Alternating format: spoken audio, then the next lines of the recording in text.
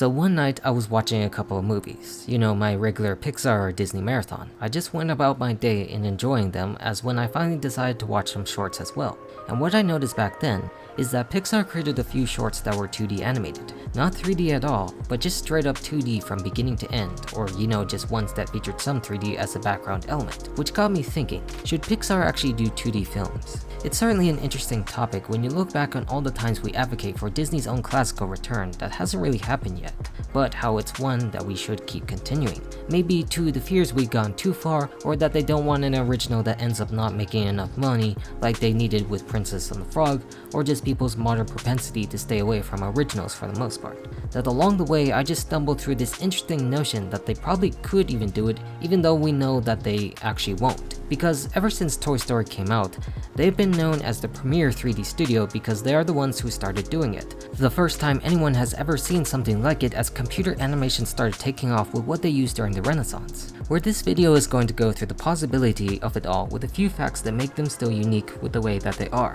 Now because we know that they have these shorts, they already of course have done it, but it's still not a full-length feature film that we know as well. And you can't just dive into one style expecting success because you just have that formula. You still need the proper tools to tell it that make it distinct. The problem Disney initially had when they ruined things like Chicken Little at first and only marginally got better until Tangled came out, and then ran from there. It's something that has to have care even while it has been the predominant style for the most part and is known with every person who likes to sketch things being simply with a pencil. Now with that being said, every storyboard you have seen of the behind-the-scenes footage of these types of films, all are hand-drawn sketches. All 3D animation does start with 2D as they formulate ideas, so it's not out of the realm of possibility for them to exist like that. Concept art clearly shows that they work well before they even get rendered in existence, so you have such established bases right there. But that also doesn't mean it should be that way when the final product also turns out very well the way that they've always done it. Like you cannot simply just imagine it being that way because they're just so good at doing what they do best, and anything that challenges that perspective isn't going to cut it at all, or just make sense because we expect the opposite.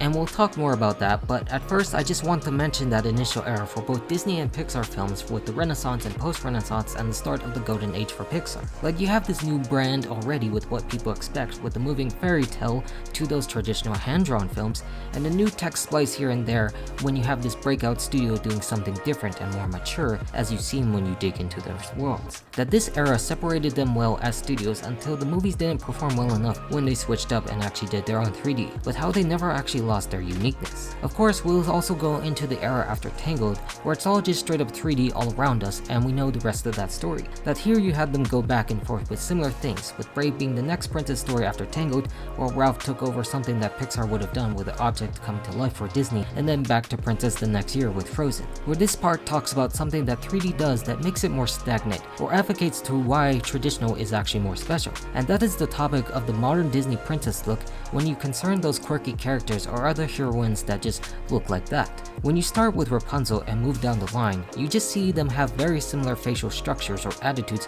when it comes to their animation, and that is something that is still very clear and present to this day. You look at their eyes and they look the same size with the same shape of heads despite their ethnicities being different, where you really can't tell the actual differences structurally when you look at Elsa and then go to a character like Go-Go Tamago, with Frozen and Big Hero 6 being released a year apart. They are clearly different characters and are different ethnicities, but you still can't help but notice and some of the similarities initially when Disney started out with this animation. And then of course going back with that template that started under Rapunzel, and then seeing that certainly later on in a bit with Moana and Raya even though they're more clearly defined in their differences. Like we look back on this decade as a whole, and there hasn't been much changes in the animation style of the characters, even though again they are still beautiful individually and are solely unique for who they are. Like don't get me wrong, I enjoy the way that they are animated and they have other characters that look quite different, but they are still the same base model, and that's something that 3D is just easier at doing and not even really remarkable as they could be. However, in Pixar's case, they do make it a point that all their characters are distinct in style and shape, and other ways that they do with their animation compared to Disney. They just have a better element at dealing with the style they pioneered themselves, where we should give all credit to them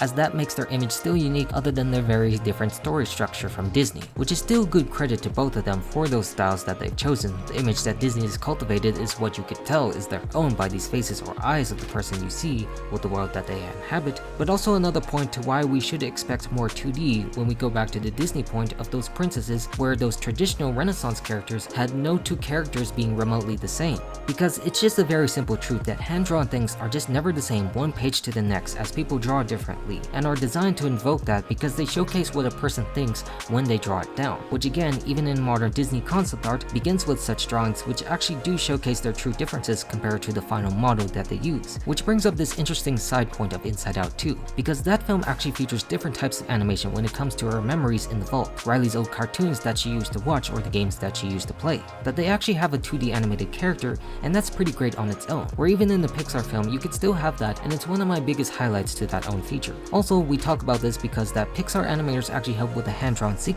of Mary Poppins Returns as the sequel to the beloved classic. Actual Pixar animators, both former and current, actually lended their hand to help with that, and that's fun to hear because you never expect them to really work on that because it's a predominant computer animated studio, but again, you remind yourself, like what I said in this video, of the essence that they made these 2D animated shorts before with things like Day and Night, the short before Toy Story 3. So you go back to the same year that Tangled came out, and you see that Pixar was also doing this back then, and you start thinking that yeah, they actually could do it. That it's very much possible for them to do it, just like Disney did, switching to 3D after a long 70 years before they did it themselves. So after a long period of time for Pixar, you could still see them doing a full-on 2D film with all of these other hints that they've dropped. But then again, you also can't see them doing it because they've been involved with that style since the very beginning, where the expectation is more on Disney themselves to actually do it again rather than the other. Like, should it actually be in their interest to actually make something like this when they've been so comfortable all their existence to lean into so many different styles of 3D animation for their recent projects? Because I don't think it would fit them personally if they went full on, even while they've had the thoughts that they could. That isn't just what they are about, what they are formed to do, even with such humble beginnings. But I also should say it doesn't hurt to try if they can find an idea that fits something for like that. But again, that's something more on Disney themselves to pull the trigger, for them to return and hit the mark, as Pixar is still interested in releasing stuff like Hoppers as is showcased by current trailers. That they are the ones who began it all,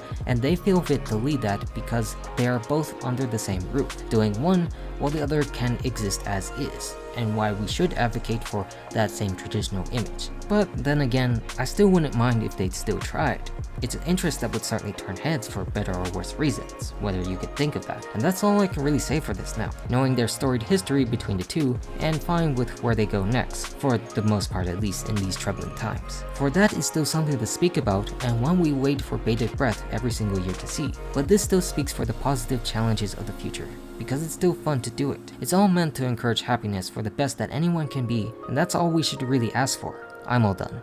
Goodbye.